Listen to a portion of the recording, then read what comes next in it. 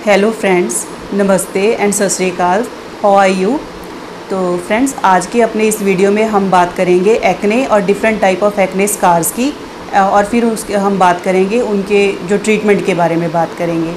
तो फ्रेंड्स, सबसे पहले हमारे लिए ये जानना ज़रूरी है कि ये जो एक्ने है ये होता क्यों है। फ्रेंड्स, क्या होता है कि जब हम टीन एज में होते हैं अपने, यानी कि 15 टू 16 ईयर्स से लेके अपने 20 से 25 साल तक की उम्र के बीच में जो हमारे सीबेशियस ग्लैंड्स होते हैं ये बहुत ज़्यादा हाइपर एक्टिव होते हैं। हाइपर एक्टिव मीन्स कि ये हमारी स्किन की रिक्वायरमेंट के से ज़्यादा सीबम प्रोड्यूस करते हैं। जितना हमारी हेल्दी स्किन के लिए रिक्वायर होता है उससे ज़्यादा सीबम प्रोड्यूस करते हैं। तो ये जो एक्स्ट्रा सीबम होता है ना फ्रेंड्स, ये हमारे जो क्लॉग्स होते हैं जो जिससे हमारी स्किन ब्रीथ करती है उसमें ये सीबम जो होता है क्लॉग हो जाता है। सीबम के साथ साथ हमारे जो डेड स्किन सेल्स होते हैं वो भी साथ में क्लॉग हो जाते हैं। फिर क्या होता है कि अगर हम उनको टच करते हैं या किसी भी और तरह से जब वहाँ पर बैक्टीरिया चला जाता है तो वो इन्फ्लामेटरी एक्ने का रूप ले लेता है। इन्फ्लामेटरी मतलब उसमें इन्फेक्शन भी चली जाती है। तो जो इस टाइप का एक्ने होता है, ये जो हमारे ब्लैक हेड्स या वाइट हेड्स होते हैं इनके स्कार कम पड़ते हैं, लेकिन जो इन्फ्लामेटरी एक्ने होता है इसके बहुत भद्दे स्कार्स पड़ते हैं जो देखने में हमें अच्छे नहीं लगते। तो फ्रेंड्स, आगे हम बात करेंगे कि different type of acne scars क्या होते हैं। फ्रेंड्स, मोटे तौर पर क्या है कि हम इन different type of acne scars को तीन कैटेगरीज़ में डिवाइड कर सकते हैं, जैसे कि हाइपर पिगमेंटेड या सुपरफिशियल स्कार्स और हाइपरट्रॉफिक स्कार्स। और तीसरी कैटेगरी में हम बोल सकते हैं कि जो हमारे डिप्रेस्ड स्कार में हमारे आ जाते हैं boxcar scars, ice pick scars वगैरह। डिप्रेस्ड मीन्स कि आपकी स्किन पे खड्डे खड्डे पड़ जाते हैं। तो अब हमने different type of acne scars की तो बात कर ली, तो अब हम बात करते हैं कि इनका ट्रीटमेंट क्या ऑप्शन है हमारे पास। तो फ्रेंड्स, जो फर्स्ट टाइप ऑफ स्कार्स हैं जैसे कि हाइपर पिगमेंटेड या सुपरफिशियल स्कार्स जो हैं ये बहुत सुपरफिशियल होते हैं, स्किन की ऊपर की लेयर में होते हैं। स्ट्रैटम कॉर्नियम उतनी ज़्यादा डीप नहीं होते ये।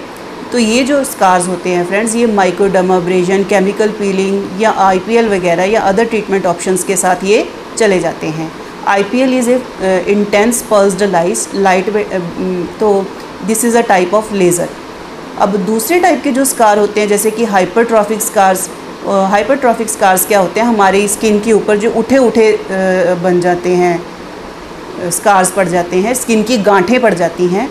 तो इस टाइप के जो स्कार्स होते हैं ये इंजेक्शंस वगैरह देने से उन स्कार्स के अंदर या फिर क्रायोथेरेपी से चले जाते हैं। क्रायोथेरेपी क्या है कि क्रायोथेरेपी में इस टाइप के स्कार्स को फ्रीज़ करके इनको ख़त्म कर दिया जाता है। माइनस से भी 0 डिग्री से नीचे ले जाके टेम्परेचर पे इनको फ्रीज़ करके ख़त्म कर दिया जाता है। तो जो तीसरे टाइप के स्कार्स हैं डिप्रेस्ड स्कार्स, उस टाइप के स्कार क्या होते हैं कि वो MNRF या फिर CO2 वगैरह लेज़र्स के साथ जाते हैं, लेज़र ट्रीटमेंट के साथ जाते हैं।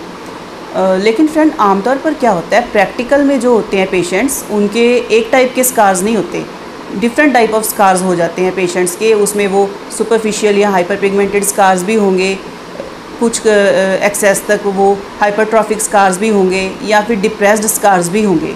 तो इन डिफरेंट टाइप ऑफ स्कार्स को ट्रीट करने के लिए एक डॉक्टर को डिफरेंट ट्रीटमेंट ऑप्शंस को अपनाना पड़ता है। तो होता क्या है कि जब आप किसी डॉक्टर को कंसल्ट करते हैं तो डॉक्टर आपकी स्किन को एनालाइज करके आपको डिफरेंट जो ट्रीटमेंट्स हैं वो प्रिस्क्राइब करता है।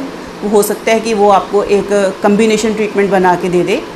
तो इन्हीं टाइप के जो स्कार्स हैं इनको ट्रीट करने के लिए और हमारे ट्रीटमेंट्स को पेशेंट्स की पॉकेट फ्रेंडली बनाने के लिए हम भी अपने पेशेंट्स को एनालाइज करके उनको उनके स्कार्स के अकॉर्डिंग डिफरेंट टाइप के जो प्रोसीजर्स हैं उनका एक पैकेज बना के दे देते हैं। तो इसको हम कम्बिनेशन ट्रीटमेंट भी कह सकते हैं।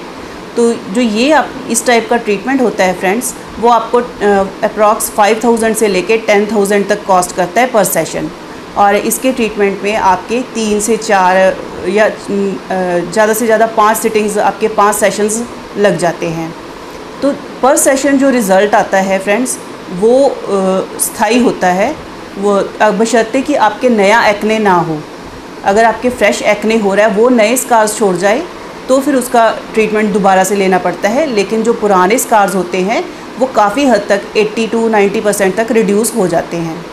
तो फ्रेंड्स, अगर आपको हमारे वीडियो का ये कंटेंट अच्छा लगा तो आप हमारे इस चैनल को लाइक एंड सब्सक्राइब ज़रूर करें और अगर आप ट्रीटमेंट लेना चाहती हैं तो आप हमारे सेंटर पे विज़िट कर सकते हैं। हमारा पता है कायाकल्प लेज़र क्लिनिक, मुक्तसर, पंजाब, और हमारा फ़ोन नंबर है 9256693566। Thank you.